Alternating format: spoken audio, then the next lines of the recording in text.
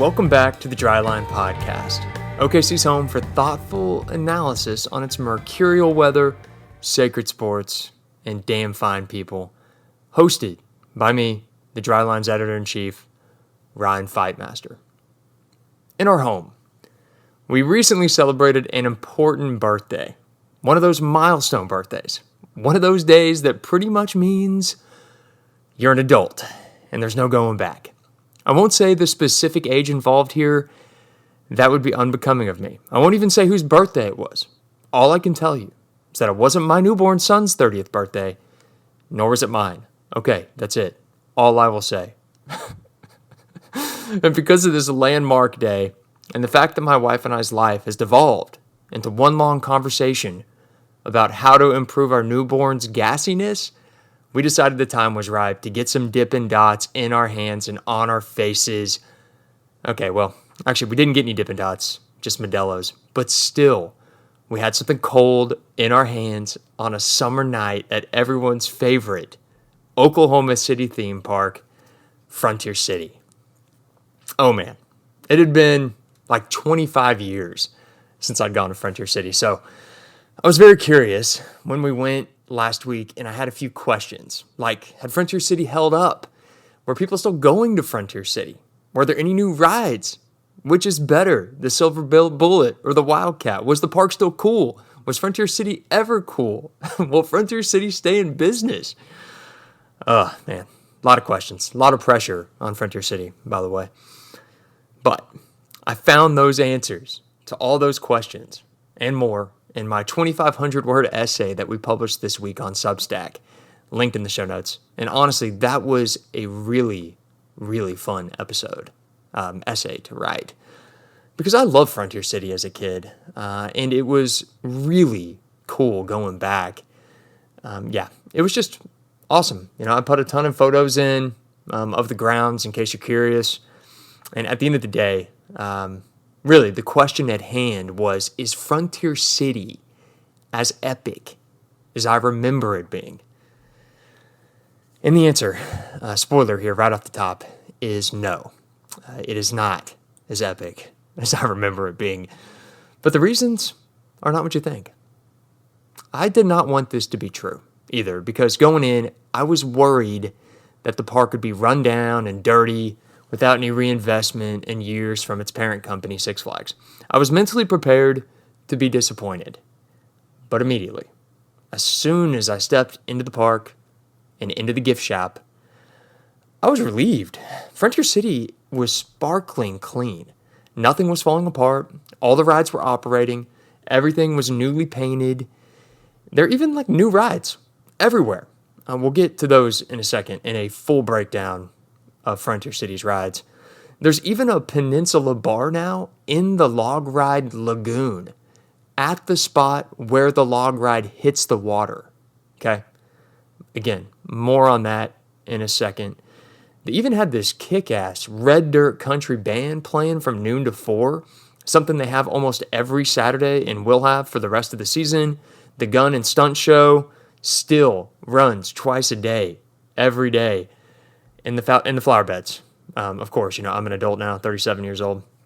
This is what I cared about the most. The flower beds, full of flowers, trees, tall, mature, native, sycamores, pines, catalpas, oaks, everything you could imagine in an Oklahoma forest. Yes, I was shocked at how nice the park still is. And I actually think it's nicer now. And it's actually a more fun experience than it was whenever I was a kid, which is not what I expected. I really expected it to be dilapidated, worn down, no investment, but it wasn't. It was actually really cool on the inside. So, why isn't Frontier City as epic then as it used to be whenever I was a kid? Well, that would be because hardly anyone was on the grounds. And the weather was perfect. The high was 87. I mean, come on. It was a perfect, cloudless Oklahoma summer night to be at the park. And there just weren't very many people there. Whenever I wasn't on the rides, having myself a great time with my wife, I couldn't help but just feel like a little bit sad. It kind of felt like COVID When you expect a thing that you've done your entire life to feel the same way that it felt for your entire life, and it just doesn't, couldn't, wouldn't. I heard the economist Noah Smith say this the other day about the internet, and I think it applies here. He said that when the internet first arrived, it was a nice escape from reality. Now he points out that reality is how we escape the internet. And I'd say, based on what I saw at Frontier City, we are not escaping very well. But before I go into the specifics about the rides and the new amenities and whatever, let me say this. Please go to Frontier City. You won't regret it. Whatever you pay, which isn't much, honestly, way less than I thought, especially if you buy a season pass, because then that season pass lets you buy up to 6 other tickets at $17 a pop. I swear it's cheaper than it was whenever I was in middle school.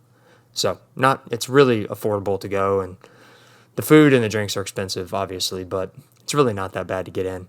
And I want this park to stick around. I want Frontier City to succeed. I want it to get better. I want them to keep putting in new rides.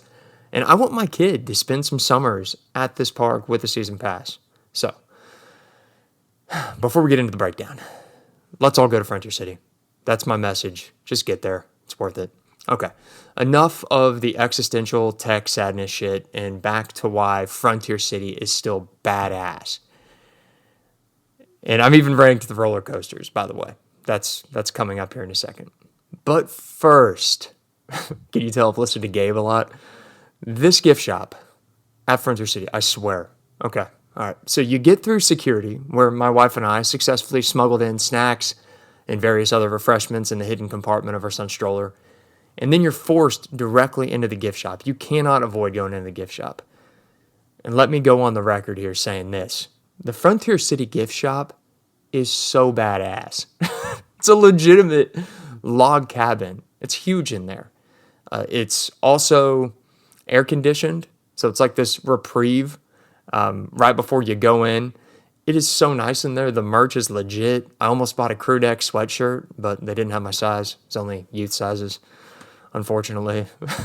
Also, whoever was behind sticking the entrance to the Diamondback, a roller coaster, off to the side of the gift shop in the most low-key way possible, deserves some kind of architectural award. That was pure artistry, all right? I used to think that it was so cool when you showed up to Frontier City that, like, steps inside the park, you could just go ride a roller coaster. Get the adrenaline into the veins early, set the tone for the day's intentions, which is always to rip as many rides as humanly possible before Grandma says it's time to go home. Can you tell I was reliving my childhood on this day? That was my intention too, by the way, was to ride as many rides as humanly possible, or so I thought. Because leaving the gift shop, we arrived at an important fork in the road. A fork in the road where, as a kid, I used to bargain away my freedom. It was the choice between going left into Timbertown, the lame kids side of the park with the lame rides, or going right into the real park with the real rides. So many times across my childhood, I can remember begging my grandma to let me ride the real rides first. I'll clean the pool. I'll water the flowers, whatever you want. I'll do it forever. Just let me go ride some good rides. But so many times, she made me go directly into Timbertown with my little cousins, and it felt like such a waste of time, riding the Wild Kitty, all that stuff. That time could have been spent on the Silver Bullet. But today, or I guess last week, it was different. I was so excited to take my son into Timbertown, knowing full well that he was asleep and in a milk coma and would not understand anything that was happening. And I'll say Timbertown, it was all right. Not worse than I remember. Not better either. Maybe one new ride, like a mini tilt-a-whirl thing, but still, it's a cool place for little kids. I can envision a future whenever my son can actually be cognizant of where he is down the road, where we have a great time in Timbertown and ride all the rides, and it could be a great time. And I'll say this, I don't know if you all remember this, that jungle gym thing where you can shoot the foam balls at each other. That is somehow still around. Kids were still fighting on it, shooting each other, pushing each other down the slides, crying. Made me really happy inside, seeing all that. Oh, gosh, yeah. So Timbertown, still got it. Still a place that I would not want to be when I'm 12 years old. To the roller coasters. The entire point of going to Frontier City. I assume most of you, like me, remember vividly these rides, so I'm not going to go into extreme detail, but I thought it was important. We rank these rides, as me and my cousins still do when we see each other, and we'll probably do forever whenever we see each other. Okay, we got 5 things that I count as roller coasters inside Frontier City, and we're going to start from the bottom and then go all the way up to the top of the list. So number 5 is the newest roller coaster in the park, the Steel Lasso. I was excited to ride this ride. I have driven past it hundreds of times in the past few years on I-35. It's a suspended coaster. So, like your feet are hanging down below. They're not entrapped in a compartment. And there's some inversions, some drops. But I'm going to say it. This ride kind of sucks. I think it looks really cool, but then you ride it and it feels short and lame, like an extension of Timbertown or something. It's just 10 seconds of not that fast and not that fun. Pretty disappointing. And that is why it's number 5 on the list. Okay, moving on. Number 4 is the log ride. I know there's an actual name for this ride. I don't know what it is, because to me, this ride will always be called the log ride. I also know the log ride is not a roller coaster, but these are my rankings, and so sue me. And to me, it feels like a roller coaster, and always has felt like a roller coaster. And the actual drop into the water is way better than anything on the Steel Lasso. I believe in that firmly. Also, mad respect to Frontier City for keeping those dark, mildewy caverns at the beginning of the ride the exact same for 30 years, maybe longer. Remember that skeleton miner guy that's in a wheelbarrow? Still there, still dusty, still really creepy. But yeah, the log ride, there's something inside this ride, something about it I just really love. When you get to the end, you're appropriately wet. Okay, hold on. I gotta say it. The water, I don't know what this water is, but I've never felt water on my body like the water from the log ride. It's kind of slimy, smells weird, but it's best not to ask any questions. So yeah, when you get to the end of the log ride, you're getting off this ride. Again, without a seatbelt, I don't know how that's possible, that you can ride this ride without a seatbelt. Have kids been vaulted out of the log ride into the lagoon when they hit the water? I feel like that's definitely possible. Again, no seatbelt. I don't know. I love this ride. I would do it all the time. It's a complete ride. And if I were allowed to today, I would do it like 6-7 times before the end of the day. Easy. Number 3, the Diamondback. I didn't actually ride the Diamondback on this trip. Meant to, but we ran out of time. I've also ridden this ride so many times in my life, hundreds probably, because the Diamondback always had the shortest line when I'd be in the park as a kid. And the ride really doesn't look like it's changed at all. That's a roller coaster. Roller coasters don't really change. But I will say this about the Diamondback. It has an excellent burst right off the block, has some steep drops, then that one loop, then you do everything in reverse. The anticipation when you're sitting down at the end of the track, waiting for it to start and go backwards, butterflies. Getting the butterflies float now. All right, got some goosebumps.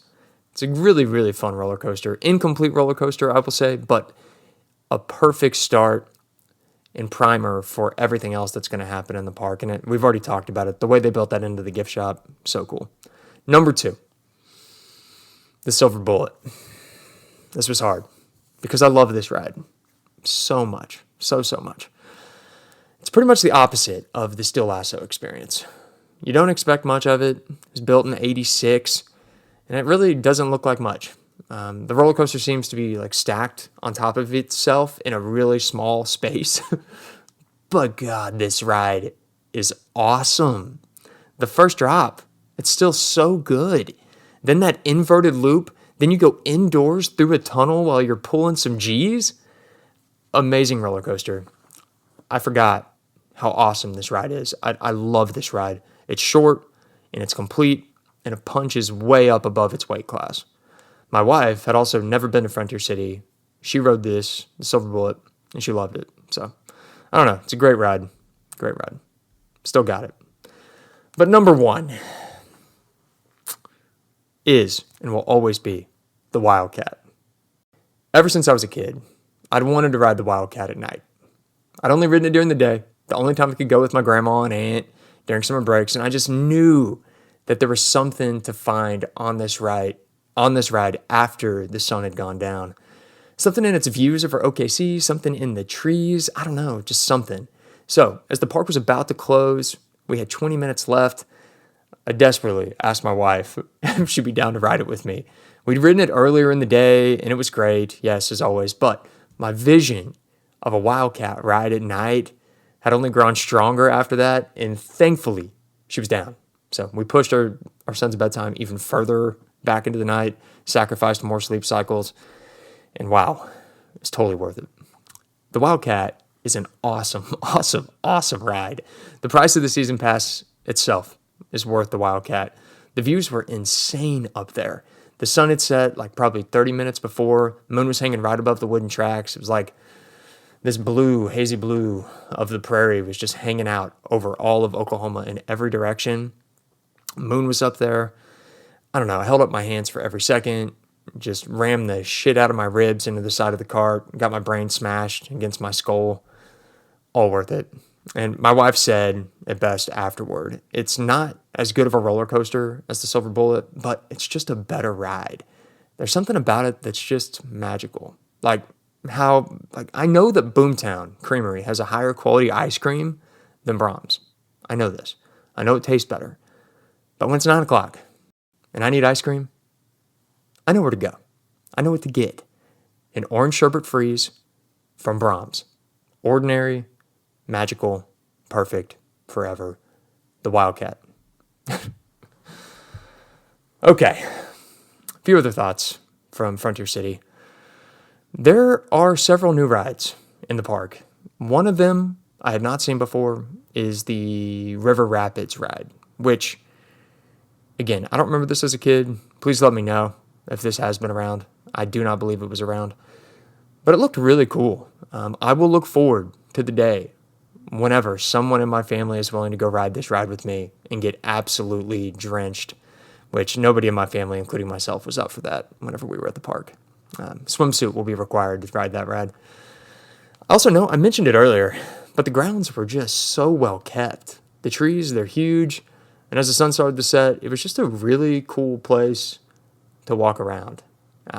Again, my age is coming through clear as day in all these comments. The log ride, as mentioned before, with its peninsula bar extending into the lagoon right at the splash zone where the log smashes into the water, is so cool and well done. They got frozen drinks, beers, televisions. Seems like a perfectly reasonable place to spend a Saturday afternoon watching some football games in September. Okay, the food. It was pretty bare bones. I'm not seeing much investment or creativity going on here.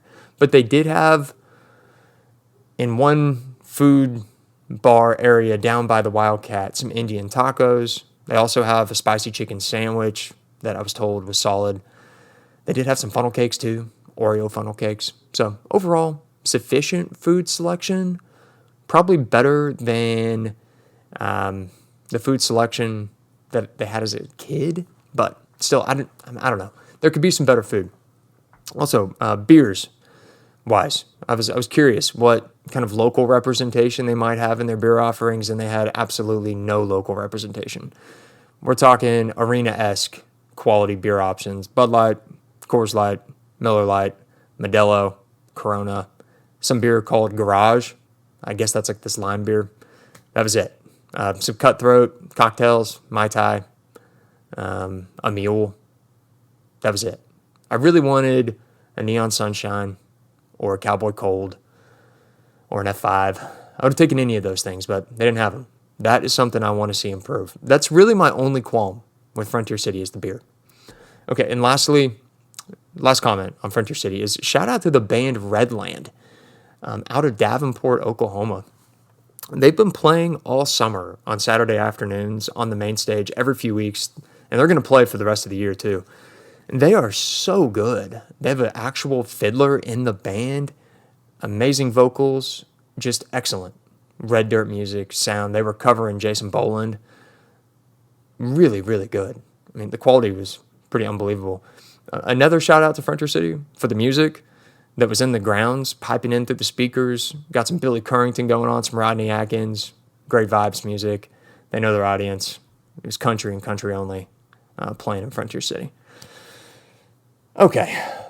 Frontier City was not as epic as I remembered it. But again, I just think that was because there weren't very many people there. And I don't understand why there weren't more people there. It's not Frontier City's fault. They have reinvested. They've kept it up. It's definitely a better park than it was when I was a kid. And it was absolutely not disappointing.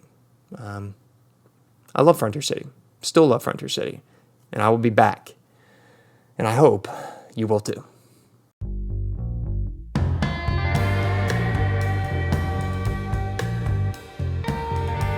I'm really looking to maximize my season pass here at Frontier City. All right, so if anybody has plans to hit up the park and needs someone to join them at the Log Ride Peninsula Bar, I'm just a message away.